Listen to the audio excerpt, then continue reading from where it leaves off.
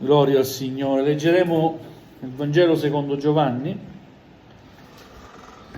Leggeremo capitolo 20 fino al verso 23. Giovanni capitolo 20 dal primo verso fino al verso 23. Amen. Giovanni capitolo 20 dal primo verso fino al verso 23. Amen. Vi chiedo di alzarvi in piedi, siamo pochi ma vogliamo onorare la parola di Dio.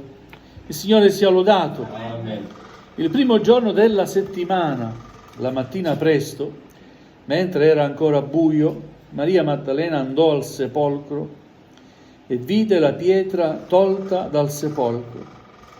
Allora corse verso Simon Pietro e l'altro discepolo che Gesù amava e disse loro: hanno tolto il Signore dal sepolcro e non sappiamo dove l'abbiano messo. Pietro e l'altro discepolo uscirono dunque e si avviarono al sepolcro.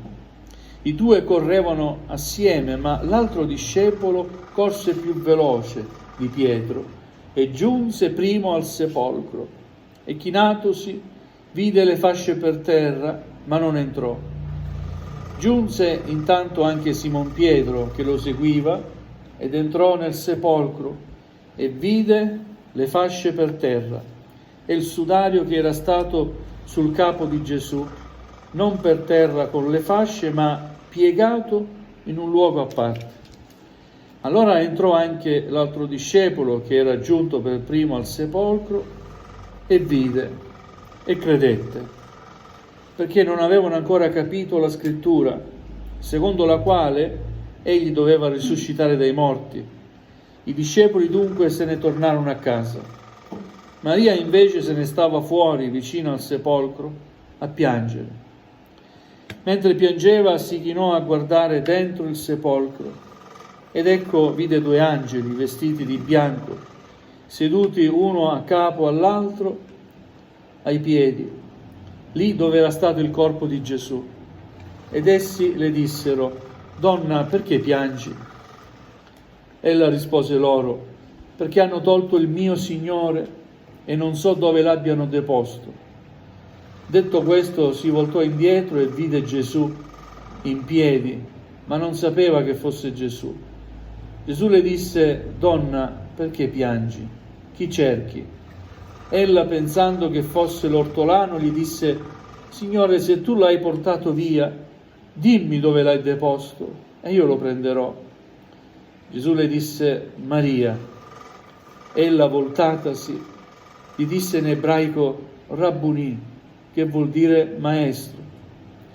Gesù le disse: non trattenermi, perché non sono ancora salito al Padre, ma va dai miei fratelli e di loro: io salgo al Padre mio e Padre vostro, al Dio mio e Dio vostro. Maria Maddalena andò ad annunciare ai discepoli che aveva visto il Signore e che egli le aveva detto queste cose. La sera di quello stesso giorno, che era il primo della settimana, mentre erano chiuse le porte del luogo dove si trovavano i discepoli, per timore dei giudei, Gesù venne e si presentò in mezzo a loro e disse: pace a voi. E detto questo mostrò loro le mani e il costato. I discepoli dunque, veduto il Signore, si rallegrarono. Allora Gesù disse loro di nuovo: pace a voi. Come il Padre mi ha mandato, anch'io mando voi. Detto questo soffiò su di loro e disse: ricevete lo Spirito Santo.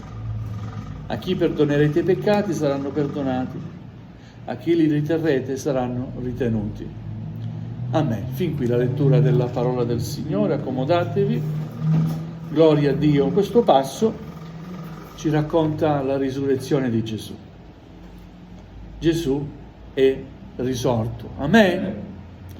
E a questa verità credo che la Chiesa non possa rimanere insensibile, anzi la Chiesa deve gioire, perché ancora oggi si sperimenta che Cristo è risorto. È vero? Amen, alleluia. Però notiamo che alcuni dei discepoli non capirono quello che era accaduto, alcuni non si resero conto della gloria del Signore, non si resero conto che quello che Gesù aveva detto loro in realtà si era manifestato. E tante volte riflettendo, leggendo questo passo, riflettendo dico, ma come non siamo diversi anche noi? Perché a volte non ci rendiamo conto della gloria del Signore e ci comportiamo in un modo così strano, ambiguo, ci comportiamo come se invece di, quando ci raduniamo, celebrare il culto al Signore, celebrassimo invece un funerale. Non vedo gioia nell'espressione del viso. Non voglio giudicare, ma non siamo diversi da quei discepoli.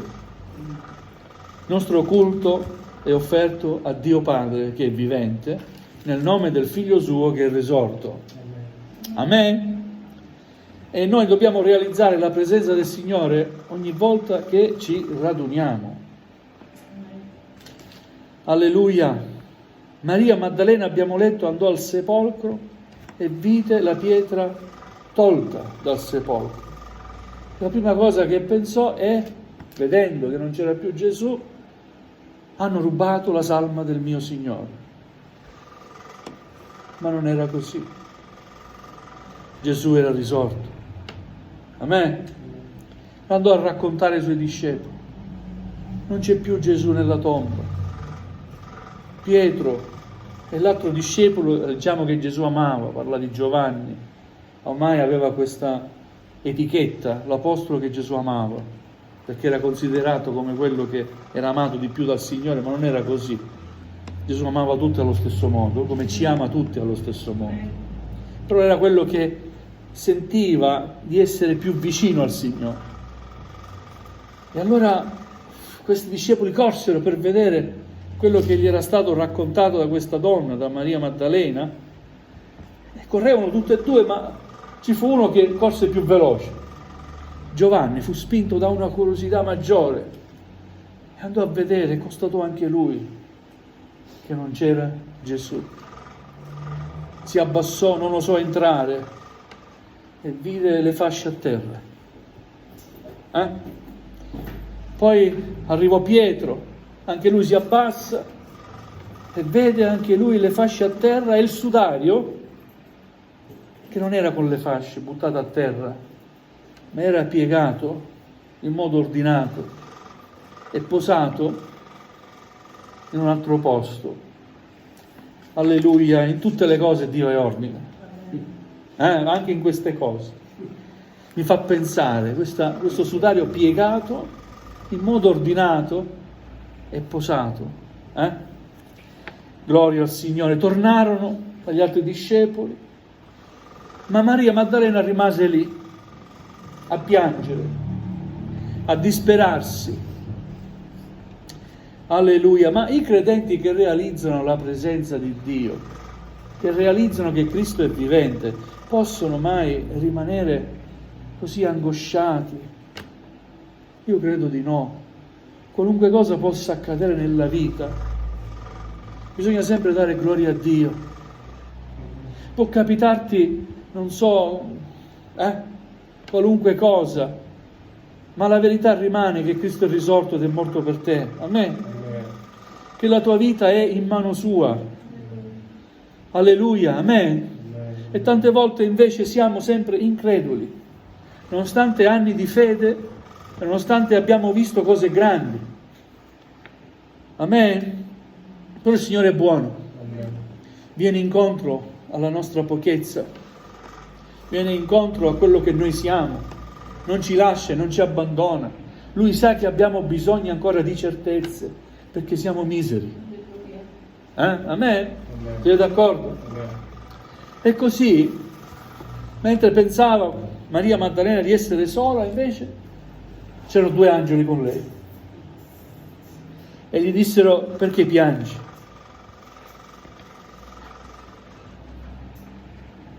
mi hanno portato via il mio Signore. Poi appare Gesù, che gli pone la stessa domanda degli angeli: donna, perché piangi? Maria Maddalena non riconosce che è Gesù. Io credo che fisicamente, è impossibile. Come mi sono sempre chiesto, anche gli apostoli per la via di Emaus, no? Non hanno riconosciuto Gesù, ma l'avevano visto tante volte. Com'è che Gesù è lì e non lo si vede, non lo si riconosce? Mistero. Però tante volte, anche spiritualmente, noi non riconosciamo che Gesù è con noi. È vero?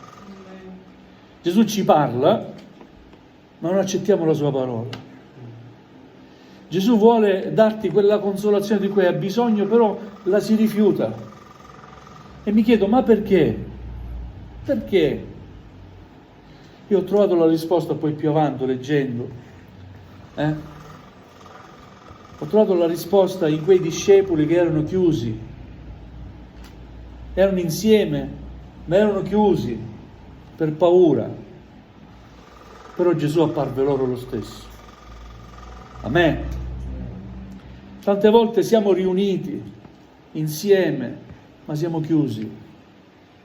Cerchiamo il Signore, perché quei discepoli che erano riuniti insieme, io credo che stessero cercando il Signore, in qualche modo volevano pregare, però erano chiusi, avevano paura della propria vita, della propria incolumità, perché i romani potevano entrare a casa e ucciderli. Tante cose abbiamo nella nostra mente che ci impediscono, e anche non solo nella nostra mente, il problema è che entrano queste cose anche nel nostro cuore e ci impediscono una reale apertura alla presenza di Dio. Ma io so che il Signore può vincere ogni chiusura. Amen. Ogni barriera, ogni porta chiusa. Quante volte mi sono detto: Signore, sono incapace di aprire la porta del mio cuore, so che devo aprirla, ma sono incapace di aprirla per non so quale motivo.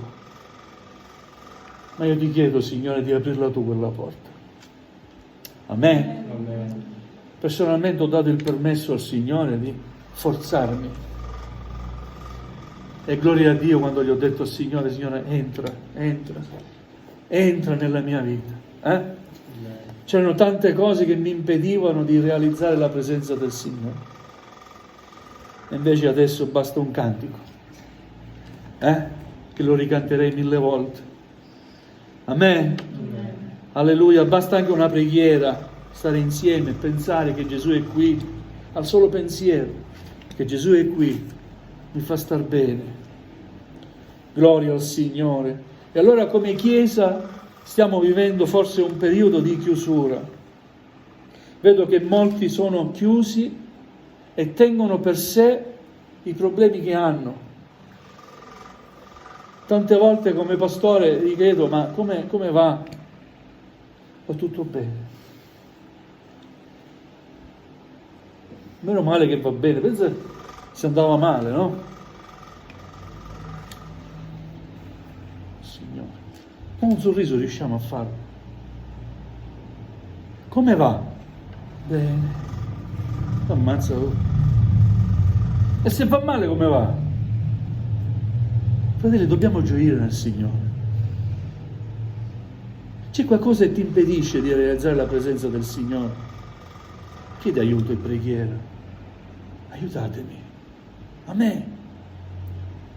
Purtroppo il ruolo del pastore è quello, forse, che qualcuno pensa si impiccia di tante cose, no? Vuole impicciarsi. No, i pastori non vogliamo impicciarci di niente, di nessuno. Però vogliamo aiutare a pregare al Signore. Amen. È come una mano d'aiuto che ti viene lanciata. Approfitta. Puoi dire al pastore: fratello, c'è questo problema, c'è questa situazione, non lo so, c'ho tristezza nel mio cuore. Andiamo a chiedere al Signore, colui che ha vinto la morte, amen, che vinca anche questo tuo bisogno. Amen. Amen. E il Signore è fedele. Sai perché è fedele? Perché ti ama. Pensate, poteva il Signore lasciare i Suoi discepoli così, che pensino quello che vogliono. Ma no, il Signore è lì sempre a provare che Egli è vivente. Amen. A provare loro che quello che ha detto corrisponde alla verità. Amen. E si mostra. Erano le porte chiuse. Mi sono chiesto, ma come ha fatto il Signore ad entrare? Alleluia, Lui può ogni cosa. Amen. Anche con le porte chiuse il Signore può entrare. E in quel luogo Gesù è entrato mentre erano riuniti a porte chiuse. Venne e si presentò a loro e li salutò. Pace a voi. Amen. Perché ci salutiamo con la pace del Signore noi? Perché questo è il saluto che ci ha lasciato Gesù. Amen. Pace. Pace del Signore, non ciao, ma pace del Signore. La pace di Cristo abbonda nella tua vita, caro fratello, cara sorella. Amen. La pace di Dio sia con noi. Amen. Questo è il bello del saluto, il più bello dei saluti. Gesù venne e si presentò in mezzo a loro e disse pace a voi. E detto questo non si nasconde, come hanno fatto i discepoli, si nascosero, ma mostrò loro le sue ferite. Sono io, le mie mani forate, il costato che mi hanno lacerato, il costato, sono io. Gloria a Dio, amen. Allora di cosa ha bisogno la Chiesa? Che il Signore la visiti. Amen. Come può visitarla il Signore? Innanzitutto dobbiamo essere riuniti. Anche se abbiamo problemi, difficoltà, l'importante è non lasciare mai l'unione con i fratelli, con le sorelle, cercare il Signore. E mentre si celebra il culto al Signore, il Signore può parlare, può operare, può liberare, amen. Può visitare il tuo cuore, i nostri cuori, e può trasformare la tristezza che abbiamo in gioia profonda e meravigliosa. Amen. Prepara i Suoi discepoli, il Signore. Detto questo, pace a voi, dà un incarico alla Chiesa. Come il Padre ha mandato me, anche io mando voi. Ma dove li deve mandare? A continuare ciò che Lui ha iniziato, a parlare del regno di Dio, aggiungendo una gloriosa verità, che Gesù è il Figlio di Dio, è venuto, è morto ed è risorto. Amen. Detto questo, leggiamo, soffiò su di loro e disse: ricevete lo Spirito Santo. Questo non è il battesimo nello Spirito Santo, ma il Signore li prepara per quel giorno. Quel soffio era una preparazione che Gesù dà ai Suoi discepoli per il giorno di Pentecoste, per realizzare il battesimo nello Spirito Santo. Questo ci fa comprendere che per ricevere il battesimo nello Spirito Santo ci vuole una preparazione interiore. Devi ricevere il soffio di Cristo. Amen. Questo soffio ci parla di vita, ritornando alle origini, alla Genesi. Col soffio Dio diede la vita all'uomo, vero? Amen, vi ricordate? E in senso spirituale col soffio di Cristo. Cristo dà vita spirituale per poter operare nel suo nome, dà potenza per mezzo dello Spirito Santo, e la Chiesa continua il cammino di Cristo. Amen? La Chiesa va avanti, continua nel suo compito, che è quello di proclamazione della potenza di Dio, della verità di Cristo, che Egli è morto ed è risorto. Amen?